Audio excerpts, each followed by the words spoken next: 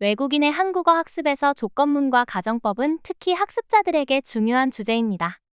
조건문과 가정법에 대한 내용은 문장의 뉘앙스, 실제 사용 맥락 그리고 복합적인 문장 구조를 이해하는 데 중점을 두기 때문입니다.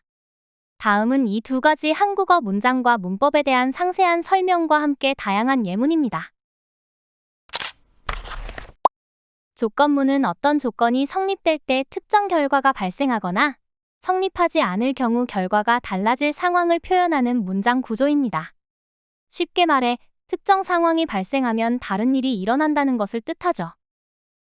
조건문을 사용할 때는 주로 만약, 만일, 면, 으면, 거 등 같은 표현을 함께 사용합니다. 이제 조건문의 기본 개념과 주요 특징을 자세히 알아볼까요? 조건문을 이해하기 위해 먼저 세 가지 주요 개념을 살펴보겠습니다. 첫째, 조건의 가능성입니다. 조건문은 현실적으로 가능한 상황도 다루고 때로는 불가능하거나 가정적인 상황을 상상하기도 합니다. 둘째, 조건에 따른 결과입니다. 조건문에서는 조건절이 상황에 따라 유동적으로 바뀝니다. 예를 들어 비가 오면 우산을 쓰세요. 처럼 간단한 문장부터 비가 왔더라면 집에 있었을 텐데 같은 복잡한 문장까지 다양한 표현이 가능합니다. 셋째, 조건과 맥락의 일치입니다. 조건문은 상황에 맞는 맥락에서 자연스럽게 사용됩니다. 이를 위해 다양한 예문과 상황을 연습하는 것이 중요합니다. 조건문은 항상 두 부분으로 나뉩니다. 조건절은 특정 상황이나 조건을 나타내는 부분입니다. 예를 들어 비가 오면이라는 말이 있습니다. 결과절은 조건이 충족되었을 때 발생하는 결과를 설명하는 부분입니다. 예를 들어 우산을 가져가세요가 있습니다. 따라서 전체 문장은 이렇게 연결됩니다. 비가 오면 우산을 가져가세요라고 할 수 있죠. 또한 조건문은 현실적인 가능성과 가정적인 가능성에 따라 뉘앙스가 달라집니다. 비가 오면 집에 있을게요 는 현실적인 조건문이고 비가 온다면 축제는 취소되었을 겁니다 는 가정적인 조건문입니다. 조건문에는 다양한 형태가 있습니다. 지금부터 하나씩 살펴볼까요? 기본 조건문, 면, 으면입니다. 이것은 가장 기본적인 조건문 형태로 현실적이고 일반적인 조건을 나타낼 때 사용합니다. 동사, 형용사 어간 더하기, 면, 으면의 형태를 가집니다. 비가 오면 우산을 가져가세요. 시간이 있으면 저를 도와주세요 라는 표현을 할 수 있습니다. 거드는 화자가 조건을 덧붙이며 듣는 사람에게 제안하거나 알림을 줄 때 사용됩니다. 동사, 형용사 어간 더하기 거든의 형태를 가집니다. 날씨가 좋거든 소풍을 갑시다. 어려운 문제가 있거든 선생님께 질문하세요 등으로 표현할 수 있습니다. 가정 조건문인 다면, 으면은 현실적이지 않거나 가정적인 상황에서 사용됩니다. 동사, 형용사 어간 더하기 다면, 으면의 형태를 가집니다. 내가 부자라면 여행을 많이 다닐 거야. 시험을 통과했다면 더 좋았을 텐데 로 표현됩니다. 강조 조건문, 만약과 만일은 조건을 더 명확하게 강조하고 싶을 때 사용합니다. 주로 면, 으면, 라면과 함께 쓰입니다. 만약 비가 온다면 야외 행사는 취소될 것입니다. 만일 내가 이 문제를 해결한다면 큰 보상을 받을 거야 로 표현됩니다.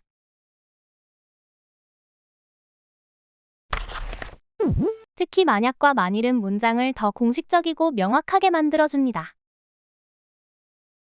혹시는 조건문의 가능성을 열어두는 표현으로 주로 질문 형태에서 사용됩니다. 혹시 이 버스가 서울역에 갑니까? 혹시 문제가 생기면 바로 연락해주세요 등으로 표현됩니다.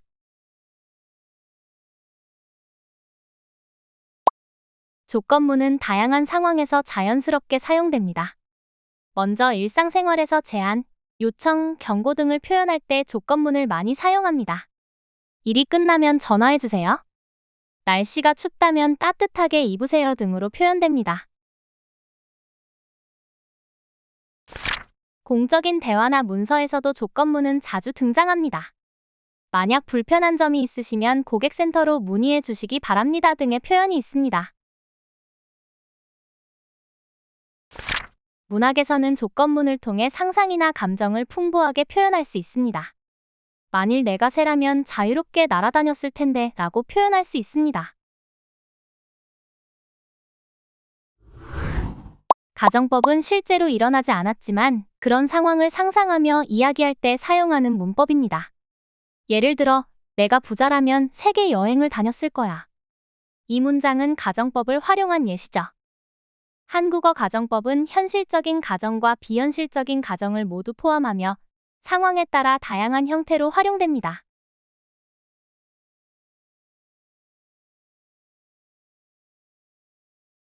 이제 가정법의 개념과 특징을 자세히 살펴볼까요? 가정법은 일상 대화부터 공식적인 상황 그리고 문학적인 표현까지 다양한 맥락에서 사용됩니다. 먼저 가정법은 우리가 일상에서 상상, 제안 또는 아쉬움을 표현할 때 자주 사용됩니다. 예를 들어 시간이 많았다면 뭐 했을 것 같아 와 같이 표현됩니다. 비즈니스나 학문적 논의에서도 가정법은 가정을 기반으로 한 논리적 전개를 위해 사용됩니다.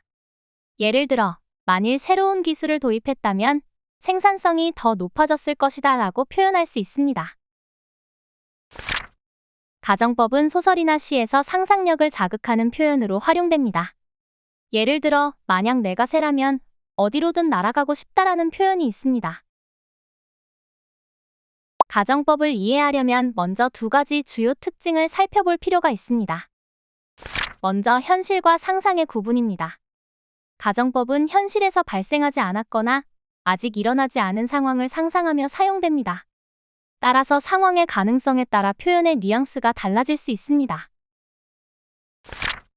다음은 시간적 관점입니다. 가정법은 현재, 미래, 과거 모두를 다룰 수 있습니다. 여기에서 과거 가정법은 후회나 아쉬움을 표현하는데 자주 사용되죠. 반면 현재나 미래 가정법은 상상이나 가능성을 나타냅니다. 한국어 가정법의 주요 형태와 표현을 살펴보겠습니다. 현재 가정법인 라면 다면입니다. 이것은 현재 상황을 가정하거나 상상할 때 사용됩니다. 동사, 형용사 어간 더하기, 라면, 다면의 형태를 가지고 있습니다.